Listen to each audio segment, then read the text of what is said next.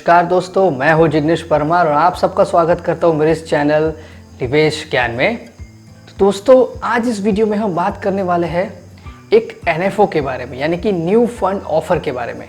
HSBC fund house अपनी नई mutual fund scheme को अभी लॉन्च करने जा रही है, जिसका नाम है HSBC फोकस इक्विटी फंड।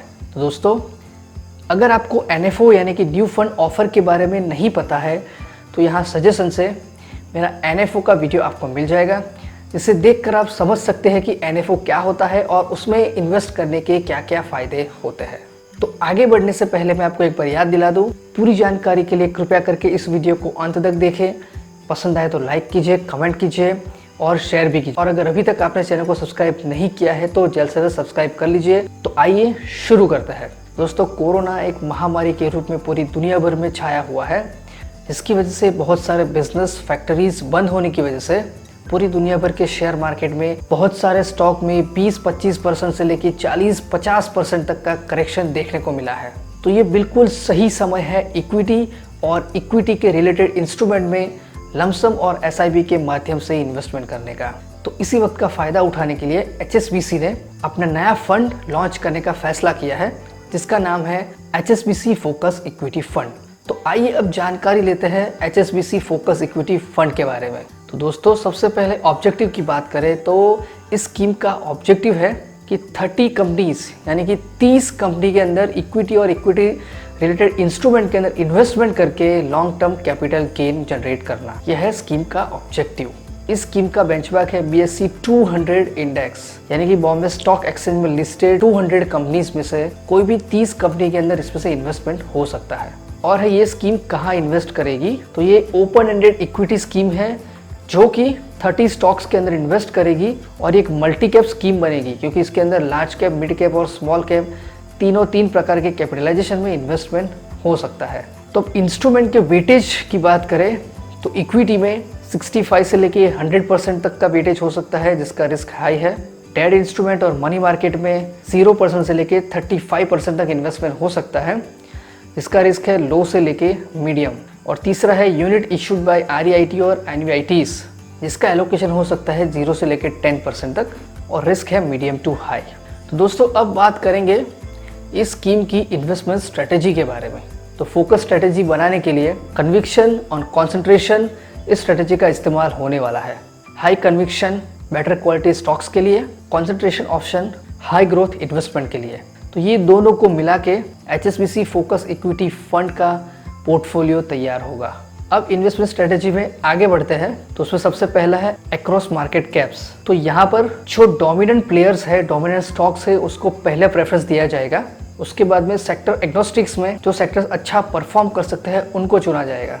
फिर पोर्टफोलियो कंस्ट्रक्शन में सेक्टर एलोकेशन में टॉप डाउन अप्रोच और स्टॉक सिलेक्शन में बॉटम टू अप अप्रोच को पसंद किया जाएगा विथ प्रूडेंट रिस्क कंट्रोल। और प्रॉफिटेबिलिटी और वैल्यूएशन की बात करें तो रीजनेबल वैल्यूएशन से सस्टेनेबल प्रॉफिटेबिलिटी, ये स्कीम का ऑब्जेक्टिव और गोल है और इन्वेस्टमेंट स्ट्रेटेजी भी। तो शॉर्ट में बात करें तो D से डोमिनेंट प्लेयर, S से सस्टेनेबल प्रॉफिटेबिलिटी और R से रीजनेबल वैल्यूएशन। तो ये है DSR स्ट्रेटेजी। अब बात करेंगे इन्वेस्टमेंट प्रोसेस ओवरव्यू की। तो उसमें पहला स्टेप है यूनिवर्स एनालिसिस। तो इस स्टेप्स में स्टॉक्स के वैल्यूएशन और प्रॉफिटेबिलिटी के आधार पर उनको अलग किया जाएगा, यानी कि उसको फिल्टर किया जाएगा और डेटा को भी सारा वेरीफाई किया जाएगा। फिर दूसरा स्टेप है स्टॉक एनालिसिस। तो यहाँ पर जो पहले स्टेप में जो स्टॉक हमें सिलेक्ट किए हैं उनका एनालिसिस किया जाएगा और वो किसके आधार पर किया जाएगा, तो उसमें पहला है फंडामेंटल्स। और फंडामेंटल्स में आता है ग्रोथ, प्रॉफिटेबिलिटी, बैलेंस शीट। दूसरा है वैल्यूएशंस, जिसके अंदर है एब्सोल्यूट और रिलेटिव। और तीसरा फिल्टर है ESG, environment, social and governance. अब तीसरा स्टेप है पोर्टफोलियो कंस्ट्रक्शन, जिसके अंदर सेक्टर एलोकेशन में बॉटम टू टॉप अप्रोच और स्टॉक एलोकेशन में top to bottom.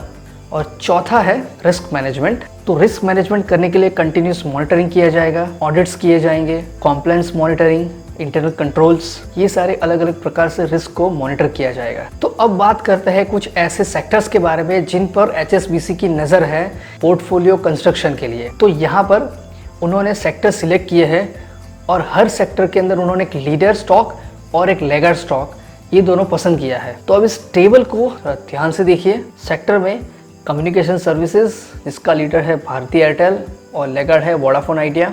Consumer discretionary, Maruti Suzuki India, Tata motors. Consumer staples, Hindustan Unilever, Emami. Financials में HDFC लीडर है और कैनरा बैंक लेगार्ड है। इंडस्ट्रियल्स में L&T लेगार्ड भेल। Information technology, Tata consultancy services and Mastek limited. Materials में Shri cement और इंडिया सीमेंट। तो HSBC का एम है इन्हीं किसी सेक्टर्स में से सेक्टर सिलेक्ट करना और उसके अंदर पोर्टफोलियो कंस्ट्रक्शन के लिए इन्वेस्टमेंट करना। तो अब जानते हैं कि HSBC ये सेक्टर के बारे में क्या सोचती है, क्या व्यू है HSBC का इन सेक्टर्स के बारे में। तो पॉजिटिव सेक्टर्स में कंज्यूमर स्टेपल्स, हेल्थ केयर और कम्युनिकेशन सर्विस। न्यूट्रल में कंज्यूमर डिस्क्रिशनरी, मटेरियल्स और फाइनेंशियल्स। और नेगेटिव में information technology, energy, industrial, real estate और यूटिलिटीज। ये sector view HSBC mutual fund house का व्यू है। तो इन्हीं में से एक आध सेक्टर में HSBC इन्वेस्ट करके अपना पोर्टफोलियो बना सकती है। तो अब बात करेंगे HSBC फोकस इक्विटी फंड का स्नैपशॉट के बारे में। तो यहाँ पर फंड नेम है HSBC focus equity fund. Benchmark S&P BSE 200। Minimum application amount Rs 5000 rupees per application. Minimum SIP amount 500 रुपए और SIP, STP, SWP सब कुछ अवेलेबल है। स्कीम का टाइप है focus fund, open equity, open-ended equity scheme investing in minimum 30 stocks across the market capitalization. Plan option, regular plan, direct plan, growth, dividend payout, dividend reinvestment. Loads की बात करें including SIP, STP, entry load nil है, exit load, any redemption switch out within 1 year from the date of allotment 1%, यानी कि 1 साल के अंदर उस पैसों का कुछ भी किया तो आपको 1% एग्जिट लोड लग सकता है और 1 साल के बाद कोई भी एग्जिट लोड नहीं लगेगा। फंड मैनेजर है नीलोत्पाल सहाय एंड गौतम बुपल। तो दोस्तों ये था स्कीम का स्नैपशॉट। तो अब बात करेंगे कि HSBC फोकस इक्विटी फंड में इन्वेस्टमेंट क्यों करना चाहिए। इसमें पहला रीजन है कंसंट्रेशन इफेक्ट, यानी कि यहाँ पर कुल 30 स्टॉक में इन्वेस्टमेंट होने वाला है। उसका जो इंडेक्स है BSE 200, उसमें से 30 अच्छे स्टॉक्स को सिलेक्ट करके उसका पोर्टफोलियो बनाया जाएगा।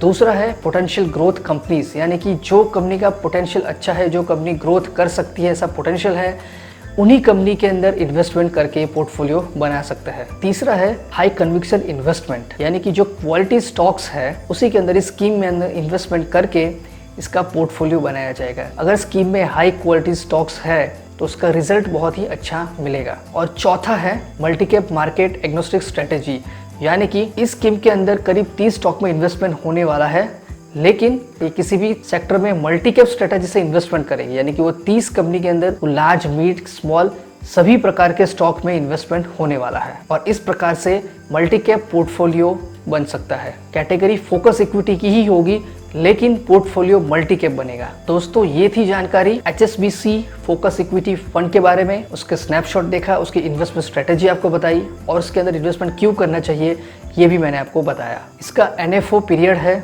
1 जुलाई से लेके 15 जुलाई तक। तो दोस्तों जैसे कि मैंने पहले बताया, अभी भी मार्केट में कुछ स्टॉक्स 20% के डिस्काउंट में मिल रहे हैं। तो अगर अभी आप इस NFO में इन्वेस्ट करते हैं, यानी कि 10 रुपये प्रति यूनिट्स के भाव से इन्वेस्टमेंट करते हैं और जो आपको यूनिट्स मिल रहा है वो भी 20% डिस्काउंट रेट पर मिल रहा है, तो आप समझ लीजिए कि इस फंड के अच्छे परफॉर्मेंस का चांसेस बहुत ही बढ़ जाता है। मुझे उम्मीद है कि ये फंड बहुत ही अच्छा परफॉर्म करेगा। तो मैं आपको एडवाइस देता हूँ कि अभी की मार्केट की परिस्थिति को ध्यान में रखते हुए थोड़ा सा भी SIP या लमसम में इन्वेस्ट इस स्कीम के अंदर कर सकते हैं। तो दोस्तों मैं आशा करता हूँ कि आपको ये वीडियो पसंद आया होगा, आपको ये जानकारी महत्वपूर्ण लगी होगी। अगर ऐसा है तो इस वीडियो को लाइक करें, कमेंट करें और शेयर भी करें। तो मैं जिग्नेश परमार अब आपसे विदा लेता हूँ। मिलते हैं अगले वीडियो में एक और महत्वपूर्ण जानकारी के साथ। जय हिंद, जय भारत।